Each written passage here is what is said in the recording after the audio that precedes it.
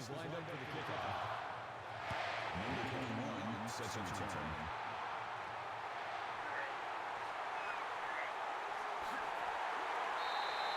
Number 21 runs a top. Kickoff return 29 yards.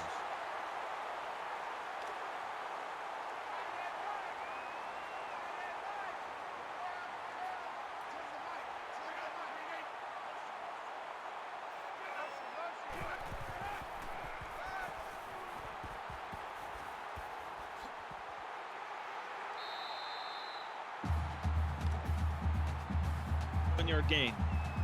Well, he tries to make something happen there as we're going through some a little bit of technical issues tonight as we're approaching CFSL After Dark territory.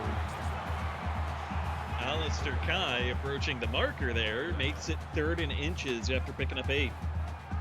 So pivotal point already here early on. Can they get this 3rd and inches, or can Michigan get the stop? Back set.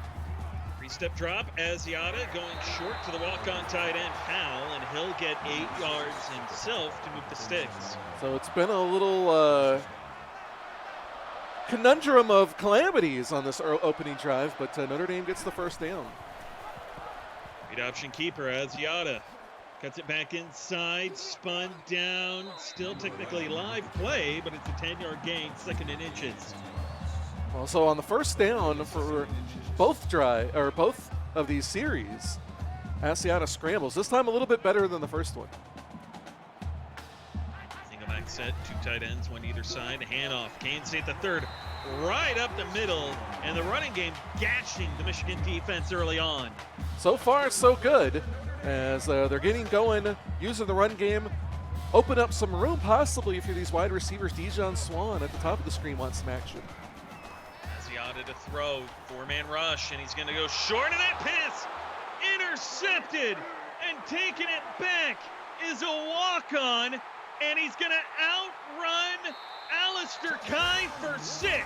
Scott Davis, the walk-on outside linebacker, jumps that one. Asiata just leaves way too much air under that one. If he threads that one in there, it's a completion.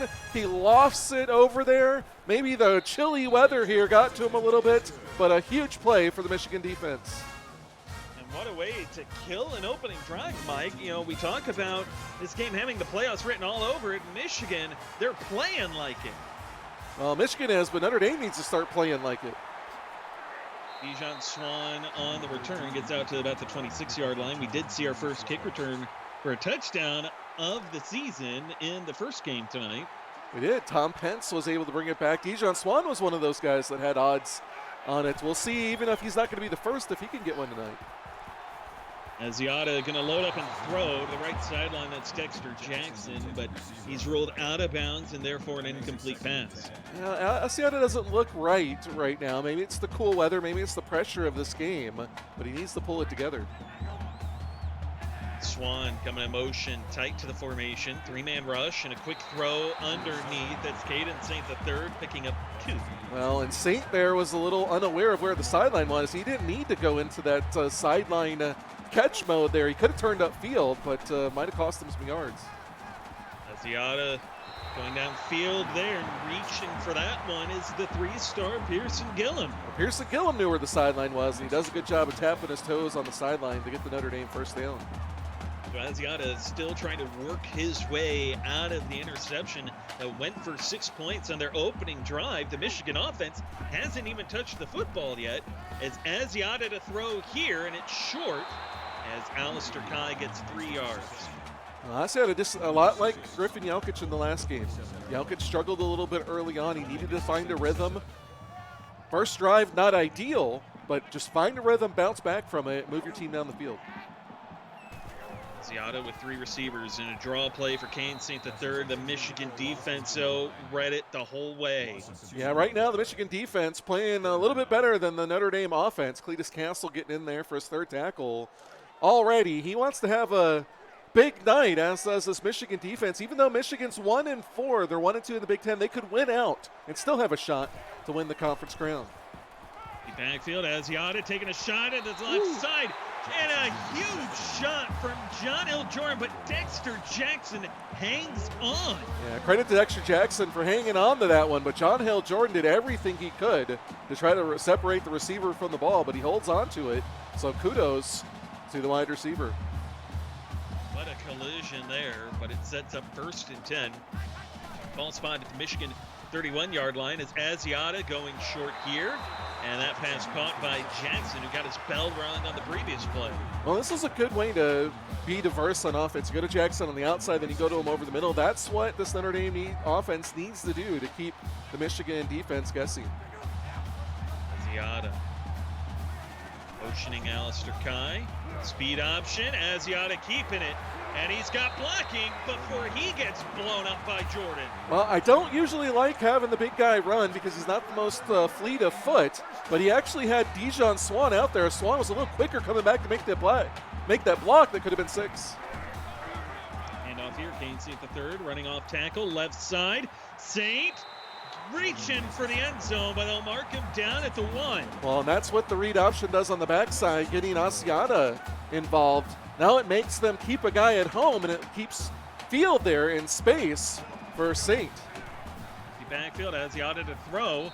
Back to the end zone, caught Dexter Jackson. Well, that's exactly what Notre Dame needed. They needed to move the ball downfield. They needed to get Asiata in a rhythm, and they do. They get a touchdown here. Now that pick 6 gets erased, and everything is even money. Good by Gunther Poland. We're midway through the opening quarter, and Michigan's offense is about to get their hands on a football for the first time tonight. Yeah, it's not often that you go 4 minutes and 10 seconds into the first quarter and the other team hasn't touched the ball, but they got 7 points.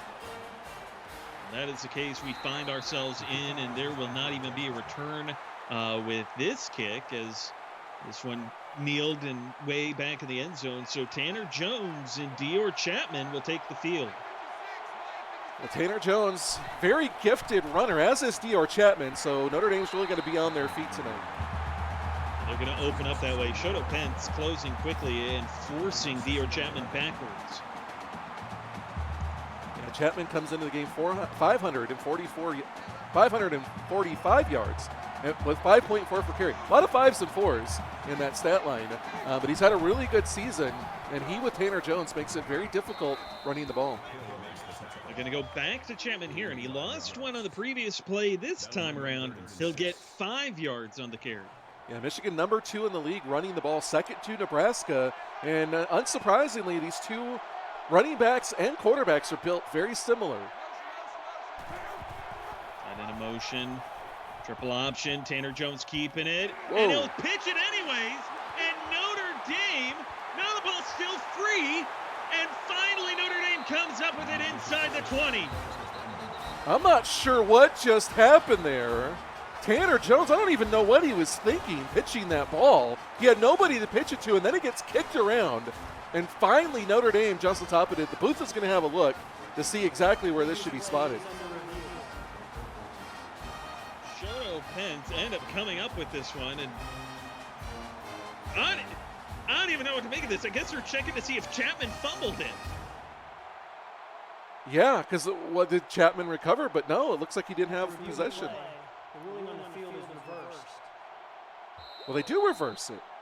So I am flabbergasted at this point. So they're going to give it back to Michigan. So they said that Chapman recovered it. I guess since he recovered, it's just possession, since you can't advance the fumble. So I guess it doesn't matter that his knee was down as soon as he recovers it. Then it's a recovery for Michigan. So Chapman saves a lot of field position there. So as Michigan is allowed to retain possession, they punt it back to Notre Dame. Dijon Swan brings it out to midfield. Now that we're all caught up, Asiata from the gun, read option keeper, and Leo Asiata with some room here, fighting against a new addition to the Michigan defense, Dean Benson. He'll get 7. Well, they're going to stick with this read option. It's interesting. I wouldn't have necessarily predicted success for it, but so far it's working out okay for him. The gun here again. Asiata to throw this time, and the lefty to the right sideline, but that pass incomplete. 3rd down upcoming. Well, Pearson Gillum caught it on the left side when they went to him. Now they go to him on the right, and he's not able to hang on to it. Empty Empty backfield. 4 wide bottom of the screen. Swan, your single receiver at the top.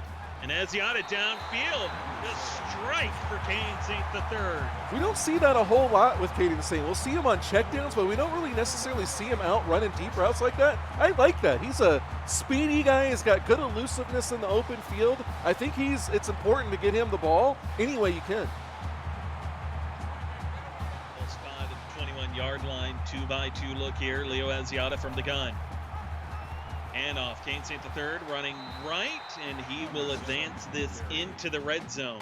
Well, he's a speedy and elusive back, but he's not a big power back, as Dean Benson coming up there to shut him down. We're wide. Trips bomb the screen. Speed option. Asiata the pitch. Kane St. III with blocking. Inside the 10 and pushed out of bounds at about the 7. Well, that was a mistake there by the Michigan defense. They take 2 guys, crashed it on the quarterback, got a little overzealous there, gave the pitch lane to Saint. He gets the nice gain. Read option keeper. Asiata. Touchdown Notre Dame. Asiata gets in there, read option again, his 3rd rushing touchdown of the season. And now Notre Dame, after being down 7-0 after a pick 6, have a 1-score lead, and right now you got to think that pick 6 is firmly in the back of the mind of this Notre Dame offense. Certainly seems to be the case, and you think about that first game, it took a little bit for Griffin Youngkins to get it out of his mind, as Auburn did end up completing that 17-point comeback against Florida State. They did, and that was an impressive game. They were down 17 with, I believe it was about a minute and a half to go in the 3rd quarter, and they engineered a comeback to take the win. They took the lead with about 30 seconds left, and then some maybe questionable play calling by Michigan late in that game, running a draw play with only 1 timeout left. Weren't able to complete the comeback of their own, and Auburn stays undefeated and extends their undefeated streak to 10 games. Michigan going to open things up with this drive with a carry for Dior Chapman. A lot better than his first carry of the night. He picks up 8 here. And again, this is going to be the big part of this offense. I don't think it's any surprise. The question is, when Notre Dame starts to converge on it, can they pass the ball well enough to keep them off balance? And off again to Chapman with the Notre Dame defense crashing hard. Jerome Hawkins and Shoto Pence getting back there to make the stop. Yeah, good job by the defense. And, much like we talked about in the first game with Florida State running it a lot, you got to prove that you can throw it. And right now, so far in the season, Tanner Jones hasn't really scared anybody with his passing. Here he is to throw, and it's a check down for Chapman. He'll pick up 2 yards, and that brings up 4th and 1. Well, it's been a lot of that all season long. Jones comes in with only 909 yards passing, 4 touchdowns, 3 interceptions. Again, he's been decent, but he hasn't been electric, neither running the ball, and he hasn't been super spectacular passing the ball, and they need more of that to be more effective. Swan muffed the punt, but he's able to recover that and still advance it. But you mentioned Tanner Jones kind of struggling. Had 100 yards rushing in week 1, has not done that since. And over the last 3 weeks, he has not put up 200 yards passing, despite starting the season throwing for just slightly over that in the first 2 weeks. Leo Asiata, on the other hand, he's been putting up at least 300 yards passing since week 1. He's going to add to his total here by Dexter Jackson getting 15. Dexter Jackson came into this game as the fewest reception among their star-level receivers. Only 20 coming in, although it's hard to believe that as big as he's been, but you forget he was suspended the first 2 games of the season. He's been huge since coming back. Gets them across midfield for second time tonight, and Asiata from the gun looking, goes short, and Kane St. III on the dump off gets 4.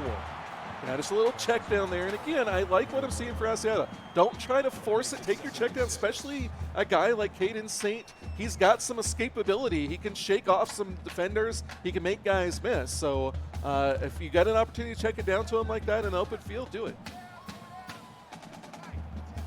Pistol set here for the Fighting Irish on offense, but they're not going to get a snap off because the first quarter has come to a close, and it's been a wild one already. Notre Dame, though, out in front. Let's stay that way. Stick around, find out. You're watching the CFSL on PX1 Sports on YouTube Live.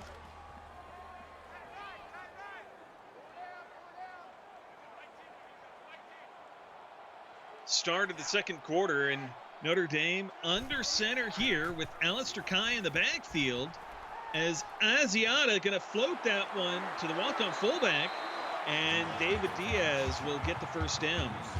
Little walk-on action there to the fullback, and as he gets the first down, Asiata 12 of 15. So he's been very, very good despite that interception. Receivers in tight as Asiata to throw, being chased by Cleus Castle. He gets shrugged off, but it does allow the rest of the Wolverines to get home. Well, it was a good job there by Asiata to feel that pressure coming. Unfortunately, Castle just too fast, and Caden St. wasn't able to chip him and slow him down. So great play there by the Michigan defense. Asiata tried to get away, still able to show the physicality, though, as he shrugs off Cleus Castle. We know that's not an easy feat, given what we've seen from Castle this season. And a long second down, a quick throw for Alistair Kai to get 10 yards back and make it 3rd and 8. Couple of drag routes there over the middle. They had Saint on a drag underneath. They go with Kai over the top of him. And just a short, manageable play to set up a somewhat manageable 3rd and 8. Not the best situation, but 3rd and 8's better than 3rd and 17. Ball spawned at the Michigan 36-yard line. Asiata from the gun, 3 wide, Swan top the screen. Asiata to throw. Short to the right side, Alistair Kai spinning for the marker, but he's a yard short. That brings us 4th down, and Notre Dame going for it. Yeah, if you know you're going to go for it if you don't get it, I don't have a problem with that. Goal line set, 3 tight ends on the field. Asiata's going to throw to the corner. And that was the walk-on, Adam Williams converting. That's the number 3 tight end out there, folks. They come out in the goal line. Everybody thinks they're running. They come out and they pass and they convert. From the gun now down to the 16-yard line. Asiata to throw with time. And he's going to go short. There's Kane St. the 3rd picking up 3. It's a lot of dink and dunk and nickel and dime their way down the field, but it's been very effective. And right now, Michigan is a little bit on their heels. Asiata 16 of 19, has the 1 touchdown pass following that pick 6 on his opening drive, and the pass here for Jackson.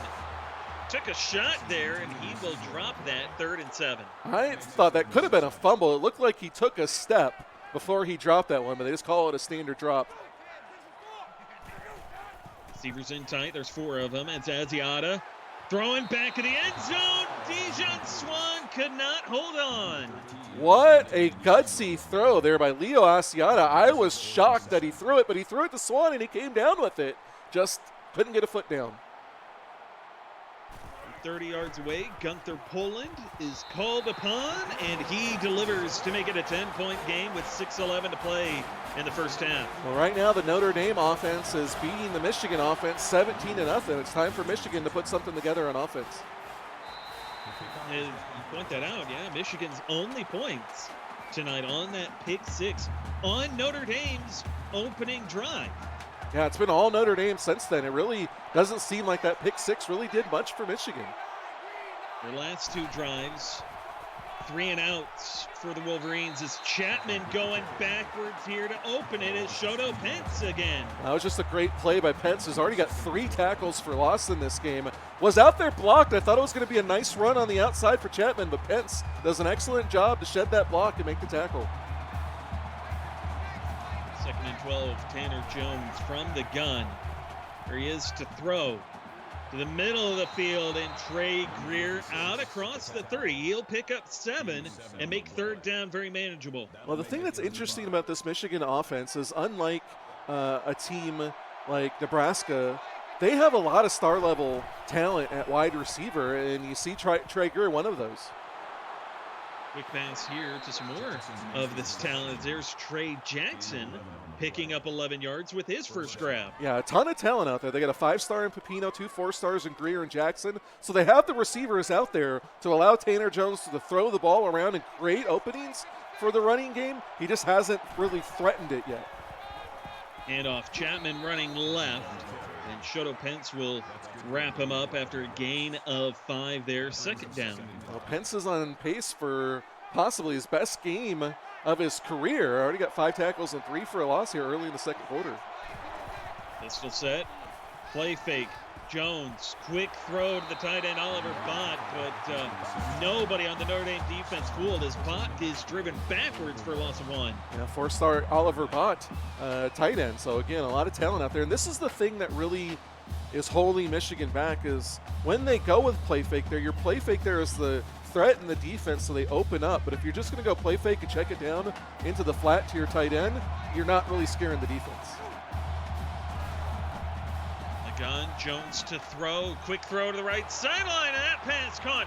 Working his way down inside the 20, into the 10, it's Giorgio Pepino. Pepino somehow got left wide open on the outside. Nobody accounted for him. He just accelerates down the sideline. Zeus Williams, the only one there to be able to make the tackle, but not before he gets inside the 10. Big play there for the Wolverines. Giorgio Pepino, a name that Fighting Irish fans have nightmares over. If you remember a couple of seasons ago, Pepino caught a Hail Mary pass from Dewey Ainge that knocked Notre Dame out of the playoffs that season, as Tanner Jones will open up first and goal with a loss of 1. Well, nobody's getting knocked out officially tonight with a loss, but both of these teams really want to win, and this has become one of the more interesting matchups in the Big Ten. The 9-yard second and goal. Jones in the pistol. Bott with the tight end in motion. It's a read option keeper. Tanner Jones down to the 3. And they need to see that a lot. They got to use those triple options especially because it gives a lot more room. If they don't stay on Jones, he's got room to operate. If they crash down on him, then he can pitch it. They use that effectively. They're a dangerous offense. Let's go again. Rear the man in motion for the triple option, but Dior Chapman takes it in himself. I like that. You bring the receiver in motion, you get the defense thinking that you might go with a triple again, you hand it off right up the middle to Chapman, and he gets in for his 7th rushing touchdown of the season. So Michigan, with their 3rd drive of the night, finally gets out of the 3-and-out route that they were dealing with and goes the length of the field on a long scoring drive here to close the gap, make it a 3-point game. Well, I think they needed that. After 17 straight points from Notre Dame, they needed to stop the bleeding, so to speak, and they did. And now they got a chance to reset and go back to having a slugfest that we all anticipated. John Swan on the return gets out to the 30, and that is where Leo Asiata and company will come out and set up shop. And Mike, last time out, had a long drive, but it ended in a field goal. Well, like Nighthawk said in chat, points are points, and they're only down 3, so that's all you can really hope for. Well, they're up 3 starting. It's a CFS After Dark. Everything's falling apart. Dexter Jackson picking up 5 yards on first down before he was promptly lit up. Yeah, I mean, you can't get touchdowns every time down. I mean, you can. It's very unlikely. So you want to get points anytime you can. Now, here it would be really nice to get a touchdown and get that 2-score lead back. But again, any points are better than no points. Asiata from the gun. It's a draw play. Kane St. the third. Able to make one man miss. Could not do the same for Isaiah Murcia the second, who's got his 4th tackle of the night. We really got to figure out how to say that cat's name. I've seen Mercier. I don't know which one it is. Asiata to the middle. There's Dijon Swan on the slot. Whoa! Breaking tackles. And Swan, nobody's going to catch him. Touchdown, Notre Dame. Well, they wanted a touchdown. They want to go back up 2 scores. No better guy to go to than Dijon Swan. You see the power. He runs through the tackle, and then the speed. He just runs away from everybody, and he gets his 6th receiving touchdown of the season, and Notre Dame's back up 10.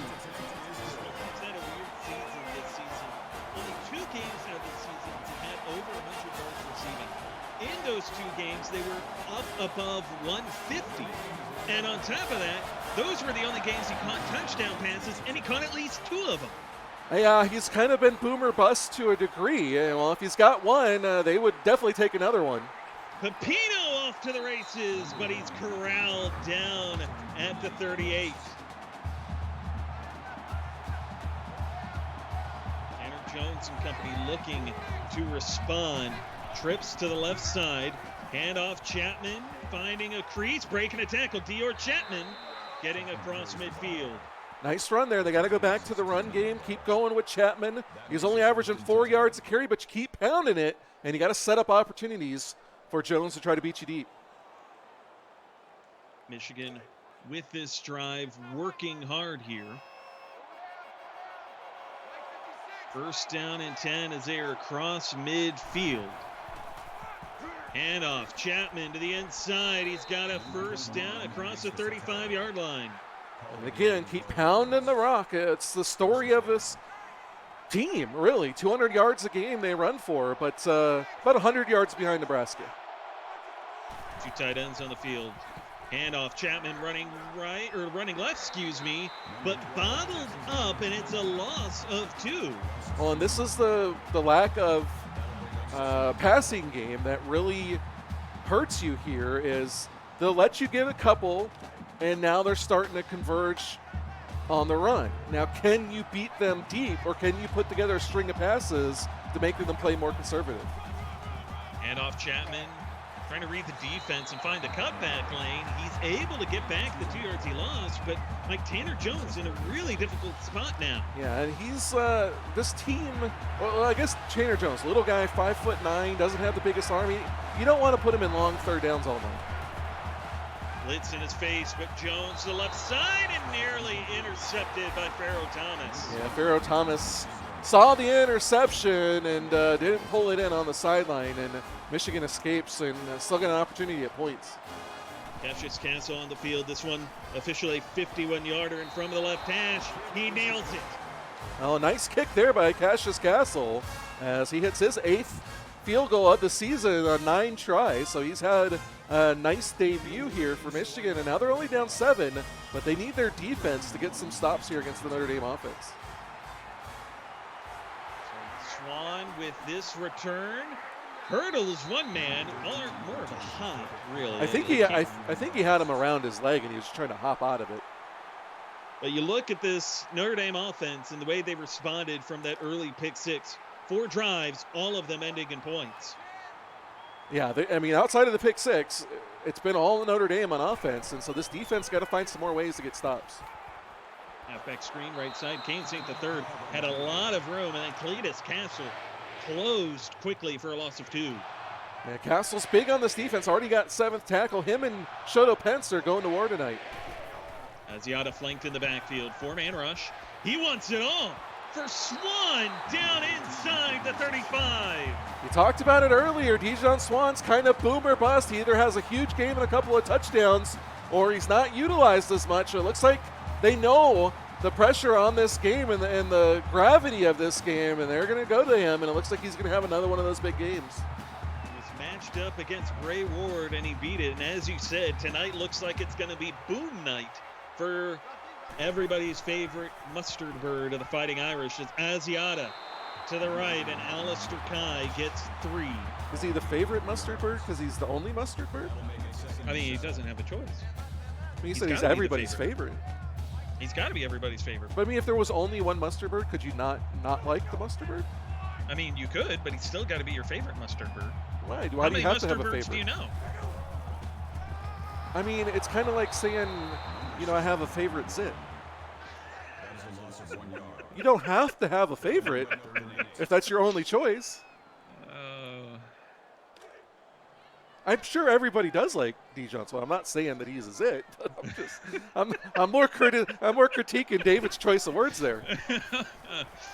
We've officially reached After Dark territory, in case it was not clear, as Alistair Kai officially did not get the first down, driven backwards despite almost having it. Well, Alistair Kai has to learn to take yes for an answer. He had the first down, but kept fighting and winds up going 5 yards back and forcing a field goal attempt. This one from 42 yards and from the left hash, and Gunther Poland makes it a 10-point game again.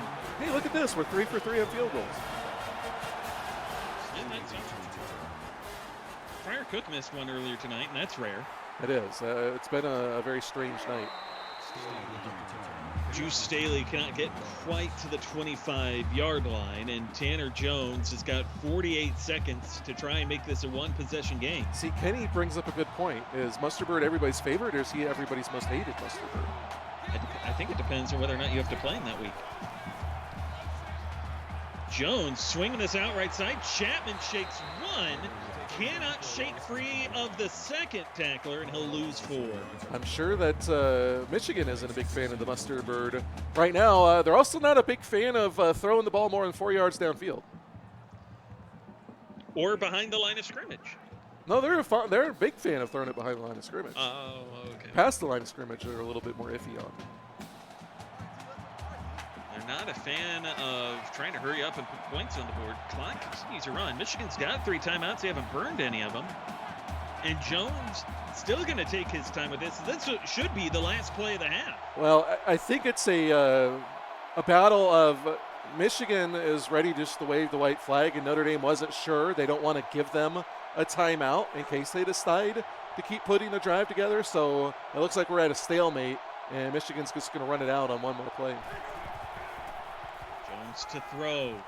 Trying to stand in, and a dying duck comes out of his hand with 1 second left. Well, that could have been dangerous, too. Shoto Pence was in the area. They could have turned it over there and given more points to Notre Dame. Last play of the half, and Tanner Jones from the pistol. He's just going to give it to Dior Chapman to close this opening half. And Michigan trailing by 10 on the road here in South Bend.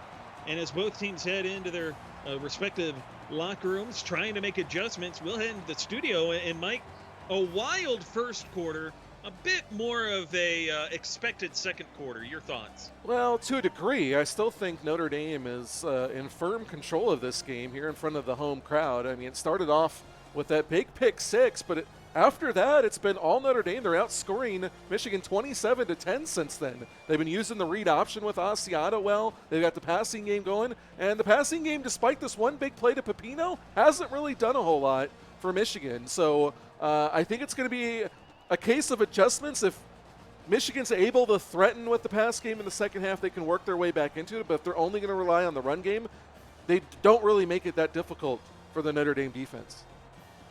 Look at the two offenses here, and Michigan's offense is barely mustered over 100 yards of total offense despite having the ball for nearly 11 and a half minutes in that first half. Wow, we talk about the mustard bird, and you say they barely mustered 100 yards of offense. Yeah, Notre Dame's got 3 times as many yards. That's why I say outside of that pick 6, which is good because it's keeping Michigan within 10, but I mean outside of that pick 6, Notre Dame's dominated this game. And so Michigan really needs to change around. They got to find a way to slow down the offense first and foremost, but then they got to find a way to be a little bit more consistent on their own offensive side of the ball. They'll start with the ball here, so they got an opportunity to come out firing. Michigan has not put up points since their 3rd drive of the game, and that one a long 9-play drive, which ended in the run for the touchdown by Dior Chapman. Outside of that, Michigan's offense has really been struggling as Tanner Jones will open things up from his own 25 following the touchback. And he'll look to throw and take off and run instead, but he's not going to get much, losing a yard on the sack by Pence. Well, I don't really hate that because I think that's another part of Tanner Jones' game that is underutilized. You run deep routes, and when you find out that all of the defenders' backs are to you, you take off and run. Shoto Pence just does a really good job of shutting them down. So what does this Michigan offense need to do, Mike? Because we mentioned they're not really throwing the ball downfield, and the running game's not working for them much either. Well, it's not working because they're not using play action effectively, and they're not threatening with downfield passes. They don't have to pass a lot. Nebraska only passes about 10 times a game, but once or twice a game they'll take a shot deep. It at least makes you think about it. There's a short throw there for Oliver Bott, the tight end, in the flats, and he'll get 3 yards before the Notre Dame defense closes really quickly. On 3rd down, Notre Dame showing blitz. They're bringing it, and a quick throw into the Notre Dame sideline. Yeah, Jones just a little too antsy there as the blitz comes, and he just gets rid of it. He's more worried about taking the sack than trying to convert the first down. So Michigan starting this half offensively much like they did the first half. A 3-and-out and a punt fielded by Dijon Swan, who gets across midfield. I thought maybe he was going to break that. I'm like, man, if we get a kick return and punt return in the same night, that would be – Chat would really lose their minds. Oh, wouldn't that be something? Speaking of some impressive feats, this Notre Dame offense has been pretty impressive tonight as they're going to open things up at a halfback screen and not look impressive on that play. But their last 5 drives have all ended in points. Yeah, and they go with the halfback screen there. I'm not quite sure why. It's not like Michigan's been super aggressive. So maybe they're just trying to catch him in a zone and get State out in some space. Just wasn't the right time to do that.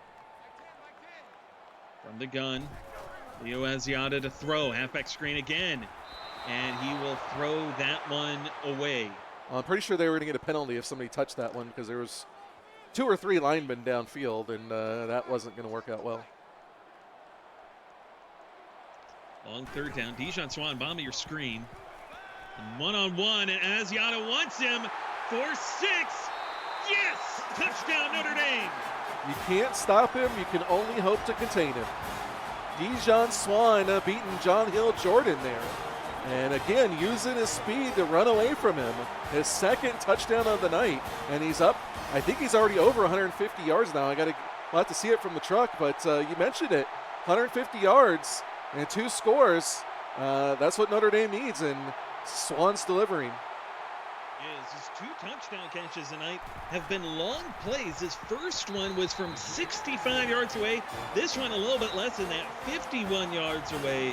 But very big plays for Notre Dame and a very quick 17-point lead. Not even midway through the 3rd quarter. Well, if my math holds up, then that should put him at 154 or 155 yards receiving. So huge night. We're just barely into the 2nd half. Look at the Notre Dame defense. They've only given up 116 yards of offense to the Michigan Wolverines, and Michigan's had the ball the longest. Apparently, Jeff Mel hasn't been doing his scouting because he said just had to get Swan on their cornerback. Well, that was their 5-star safety that he was on. Halfback screen here left side. Chapman getting 7 yards. So finally, Mike, they're starting to find a way to pick up positive yardage. Well, I mean, it's one play. They got to put together a long drive, and they got to get away from Shoto Pence. Read option keeper Tanner Jones trying to outrun Shoto Pence to the outside, and he's slowed down enough to get hit pretty hard there after a 2-yard gain. Yeah, Jones just, I think I mentioned this earlier. He just goes through moments where he doesn't look that shifty and explosive, and I don't know if it's hesitation or lack of confidence, but he's not able to run away from Shoto Pence, and I would think he should be able to. Still set. Oliver brought the tight end motion. Read option again. And Tanner Jones gets denied by Alistair Jericho. Yeah, big play there by the safety coming down. Gets a 6th tackle of the game. Comes up huge there on the 3rd and short and forces the Michigan fight. Mike, things are not faring very well for Michigan. Again, starting just like the opening half. 2 drives for their offense, both ending in 3-and-outs. And Dijon Swan, a 20-yard punt return. I heard it again. I heard the octave go up there. You thought it was getting they got to get past like the 30 before I start getting excited on a punt return. Well, I see that there's a crease down the sideline, and I end up going higher register, and then it closes. It's been all Notre Dame so far. They're up 34-17, and they got an opportunity to add to it. Dijon Swan's been huge. Leo Asiata's been huge. 2 of his 3 touchdown passes have gone to Swan and over half of his yards. So that's been the big connection tonight. Michigan's got to shut that connection down. 2-by-2 set. Play fake. Asiata going short to the right side here, and that's Alistair Kai who will get it to the midfield stripe. Yeah, I wasn't really a fan of that throw. I thought he left a little bit too much air under that one. Ed Green, the walk-on, maybe he could have tried to jump that one. Swan's got Asiata rather, has got a big arm. He's got to utilize it. Still set. Asiata to throw. Short left side. That's Pearson Gillum, but he's able to turn upfield and get that first down. And there he shows it off. That one he throws some zip on it, but he doesn't throw it too far outside. And Gillum's able to make the catch, turn upfield for the first. A spot at the Michigan 41-yard line. This Michigan defense has been on its heels most of the night. It's Asiata from the gun. Throwing middle of the field. There's Swan collided with his own receiver and picks up 5. And I think that was Gillum that he ran into. They were trying to run a pick play, but they just didn't execute it very well. Swan in single coverage down at the bottom of the screen. And Asiata going to find him over the middle again, this time for 7 yards. Well, the line in the sports book was Swan over 200 yards, and it looks like Notre Dame's trying to make that happen. 5 catches, 165 yards for Dijon Swan. And he's already got the 2 touchdown catches as Asiata. Throwing short there, that's Kane State the third, picking up 5. 5-1 odds on if Swan goes over. And they don't have a whole lot. There was just one person that bet 2,000 on it. I think it was Jimbo. So he's cheering hard for that. Asiata this season, his best game has been a 197-yard receiving a game against Ohio State. And they lost that one as Asiata throws that one up out of bounds. Well, if there's anybody that can go over 200 in this league, it's Swan. He's done it a few times. Hasn't done it yet this season, but I suspect we might see one by the time it's all said and done. He has 3 games all time of going over 200 yards receiving as this one for the walk-on halfback down inside the 10. Well, surprisingly that they don't use Caden Saint, but they've gone to him a few times and the screen hasn't worked out. So they decide, hey, we're going to fool you with the walk-on. Bet you didn't see that coming. And apparently Michigan did not. John Hill Jordan and Cletus Castle got over there to make that stop, but Notre Dame knocking on the door of 40. Well, they got a 1st and goal from the 7, so a lot of options here. They could go to a little something over the middle, maybe find Alistair Kai or even hand it off or go read option. They're going to go that read option. Asiata into the end zone for 6. Well, and Asiata shows his power there. 6'5", 270, big boy. And he just shows his power, powers through the arm tackle there. Can't really tackle like that, Mercier. And he gets into the end zone, and Notre Dame pouring it on. And Mike, we talked about this was a really important game for Michigan because a win tonight kept them in contention, that there was a scenario for them to be able to win the Big Ten. Yeah, Michigan could have won out and had a shot at winning the Big Ten if some things fell their way. But now they're going to need a lot of help just to stay in the playoff race. It's going to start by winning next week against Nebraska, which isn't going to be an easy feat. And Nebraska riding that 3-game winning streak. 2 of those wins have come against teams that, Mike, quite frankly, most of the league thought they had no chance against. Well, especially USC. I think it was a little bit more of a possibility against Texas, but beating Ohio State and Texas, especially the blowout of Texas this week, it looks like Nebraska's for real, and Michigan's going to have their hands full next week. Notre Dame, on the other hand, their playoff chances still very much intact. They would improve to 3-2 should this score remain the way that it is, and with Notre Dame in front, which seems very much a case. But their lives don't get easier. They have to take USC on this very same field next week. Well, and if they beat USC, then they'll be 4-2, and then it comes down to what Nebraska does, because they have the head-to-head tiebreaker with Nebraska. So a win tonight and a win next week, and they could win. They could take it away from Nebraska. Although if Nebraska wins out, then it's all in their hands.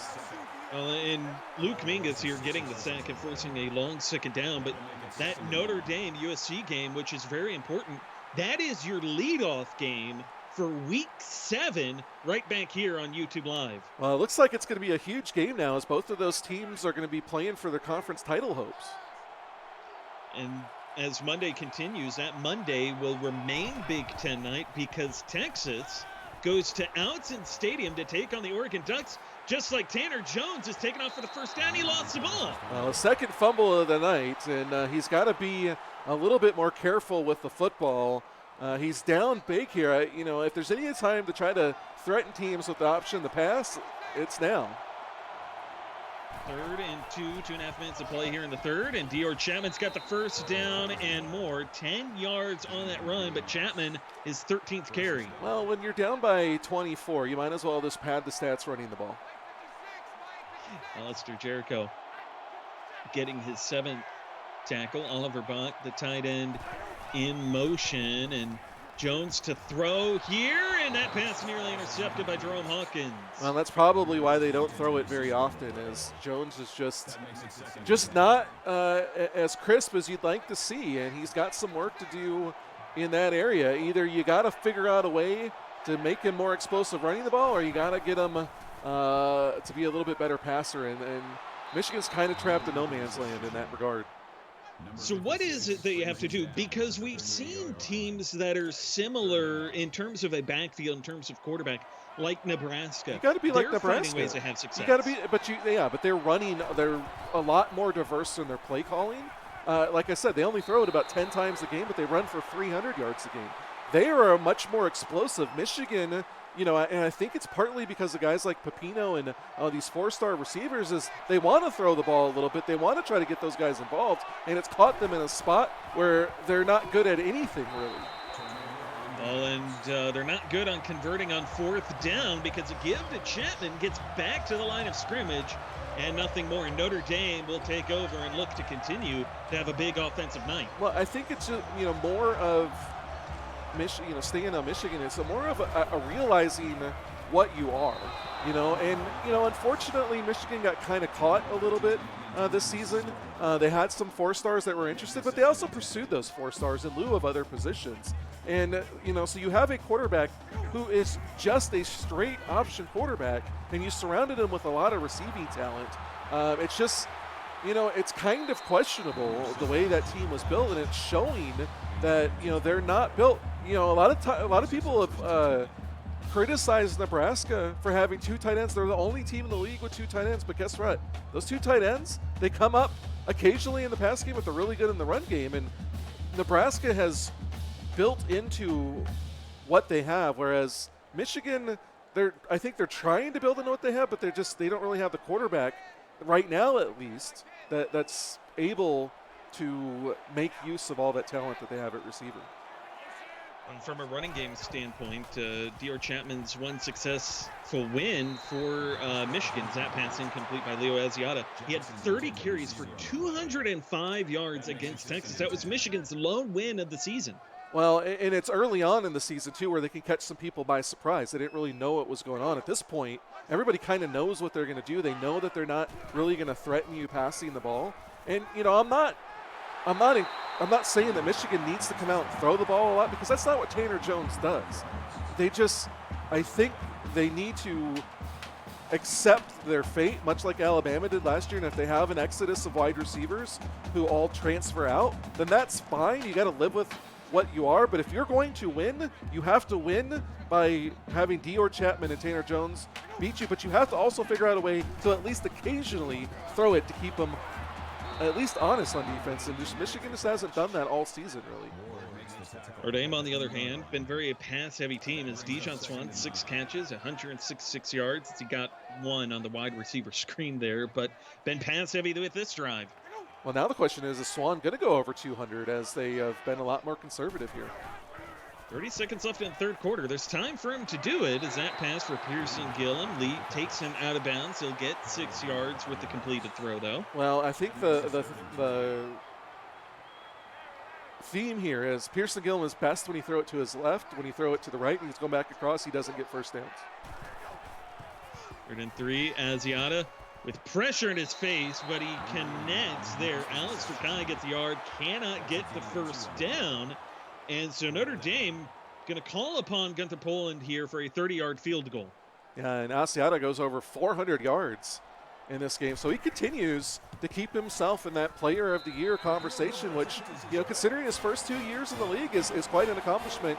His success story and his career path is somewhat following that of Griffin Yelkich. And you mentioned Leo Asiata, his passing yards and what he has accomplished from that standpoint. With this game, he now has put up the most passing yards he's ever had in a season, which shatters what he did as a freshman. For more on that, we'll be back here in the 4th quarter with Notre Dame up 44-17 here at home. You're watching the CFSL on PX1 Sports on YouTube Live.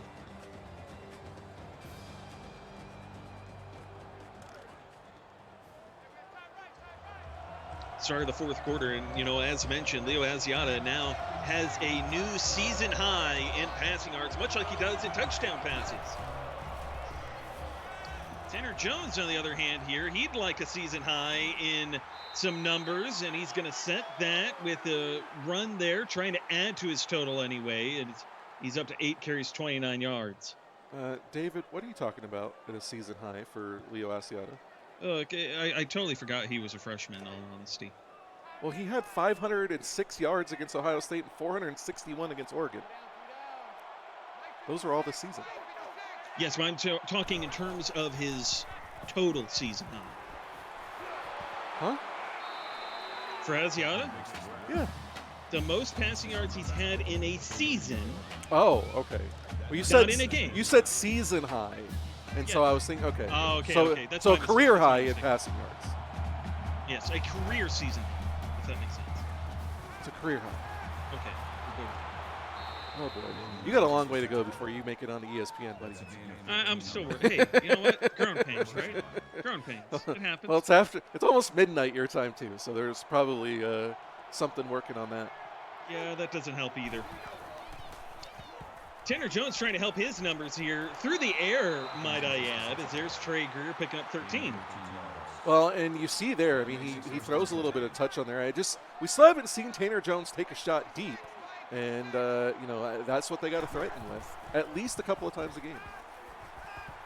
Now he's just going to take off and run, escapes pressure, sliding down here after he breaks a few tackles. But that's another thing. That's been part of the conversation. Yeah, where's that been? Well, and again, you go back all the way to season 2 when Blake Moon was doing this. They were just run deep routes down the field, and then when they were in man coverage, he'd take off and run. And Tanner Jones is one of, if not the best in the league at doing that. If they let him do it, they're just not giving him that opportunity. They're playing way too safe and conservative, and he's really not able to use his legs like Scott Fountain is at Nebraska.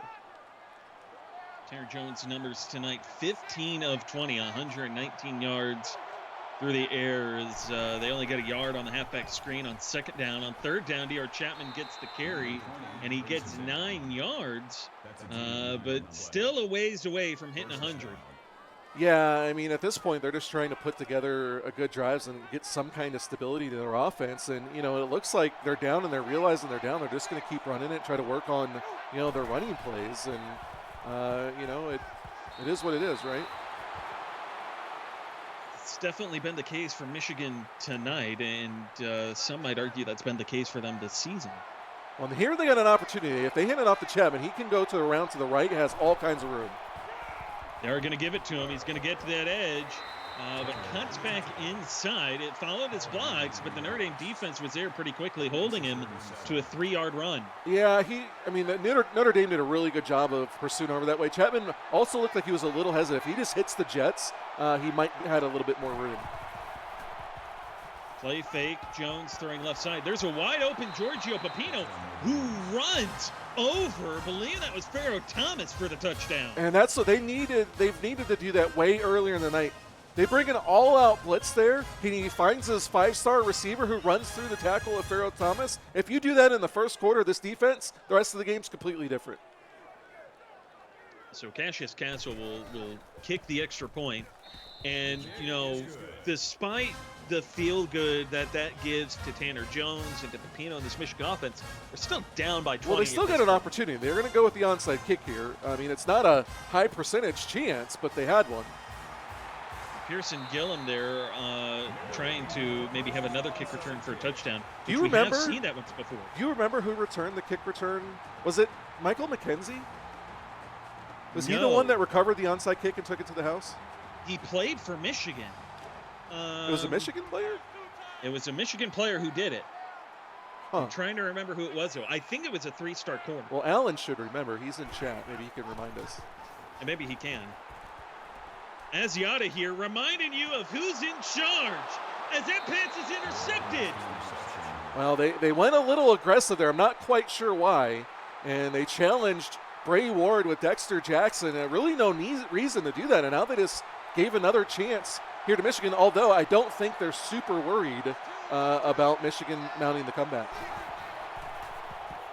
Tanner Jones to throw here, and that one over the middle. There's Greer. He'll pick up 8. So any hopes that Michigan has of completing this 20-point comeback, they're going to need to push it a little bit further downfield than that. Yeah, they got to go quicker. And I don't think Allen's listening with sound on because he's not responding.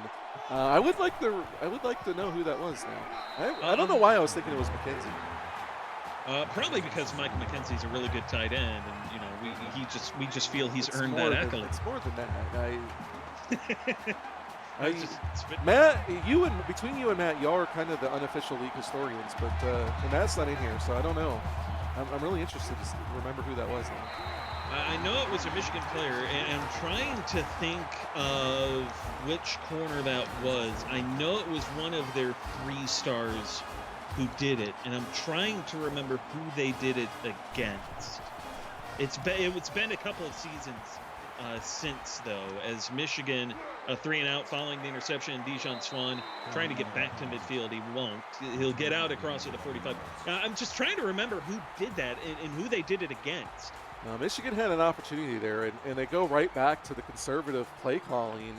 And, it's one thing when you make a play like that early on in the game, and there's a lot of things left and the score's close, but, being down like this and you're just – they can play off, and they don't have to worry about you nickel and diming it down the field, and you're just not fooling. I don't know. I'm frustrated for Michigan because I think they have a lot of talent. They just don't have the right game plan to fit it. If you want to load up on receivers like they got, you got to have a passing quarterback. If you're going to have a quarterback like Tanner Jones, you got to get blockers, and you got to get a defense that doesn't give up 44 points.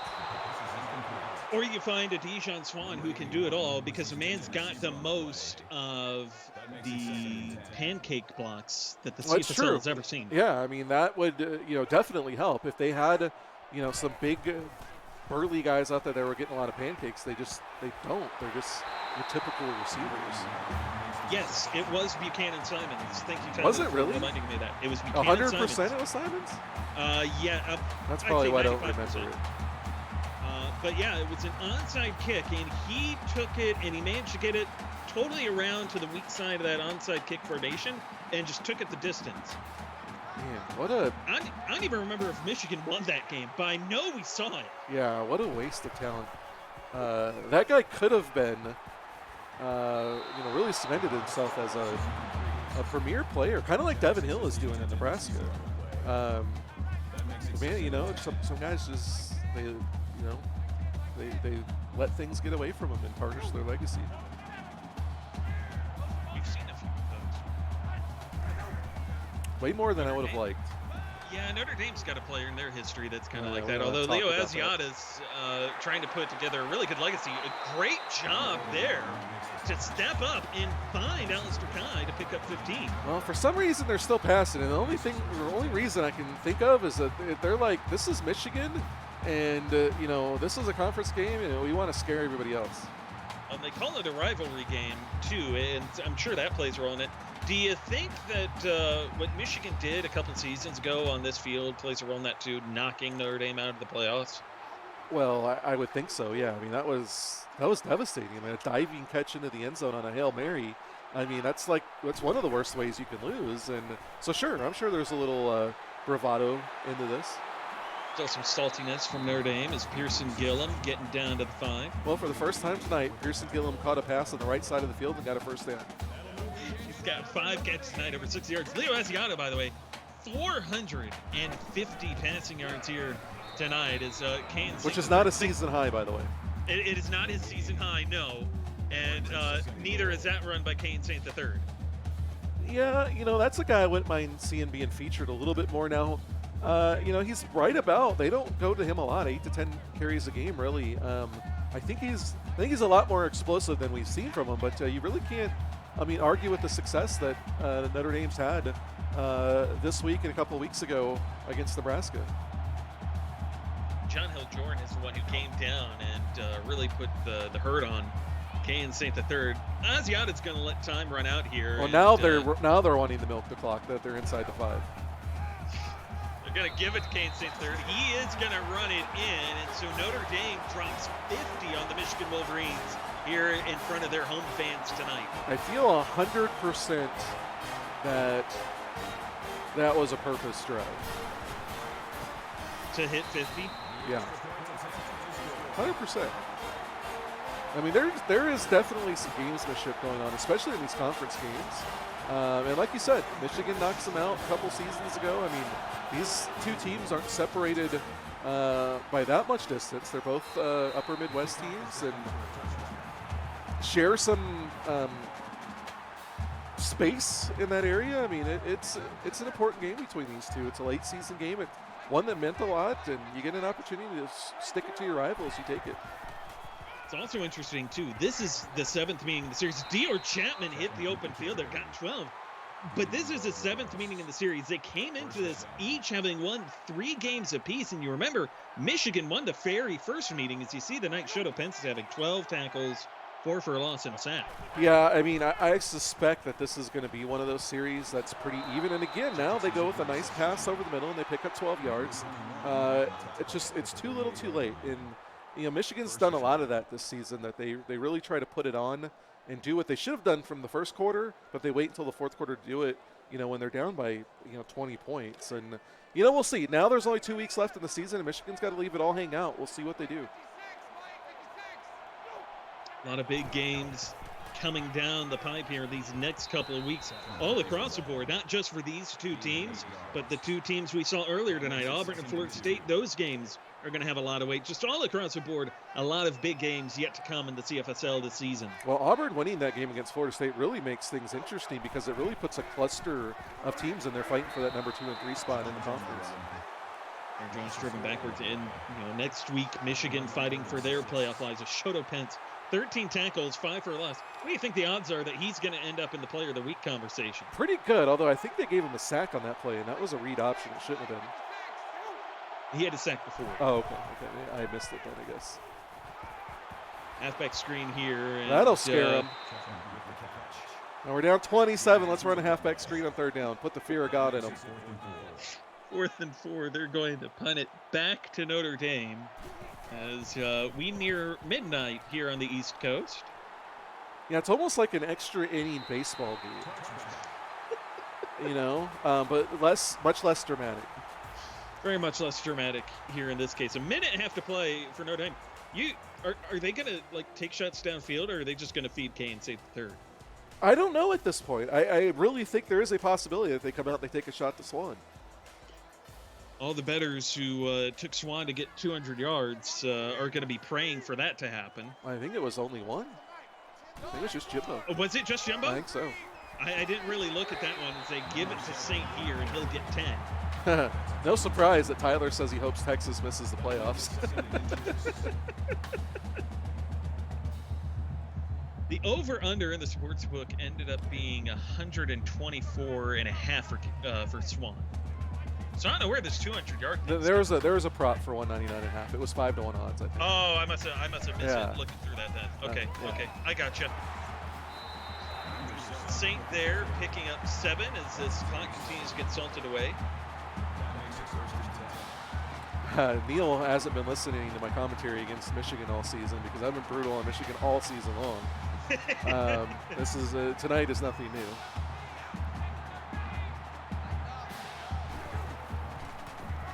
And off, and Saint gets 4 yards there, and that should do it. Well, and part of the reason, and we'll let you close it up, part of the reason I missed when Michigan was good in season 2 and 3. That's the biggest thing, is they've got some talent, they're just not utilizing it right. Well, Notre Dame's got the talent. They utilized it tonight, coming away with a really big conference win over the Michigan Wolverines, who are on the road. Final score being 51-24 from this one. That'll do it for Week 6. On Monday, when Week 7 kicks off, it kicks off with the Big Ten. We'll have the Inside Blitz podcast, followed by USC here in South Bend against this same Fighting Irish. And then at 8:30 that night, it'll be Texas and Oregon from Outson Stadium.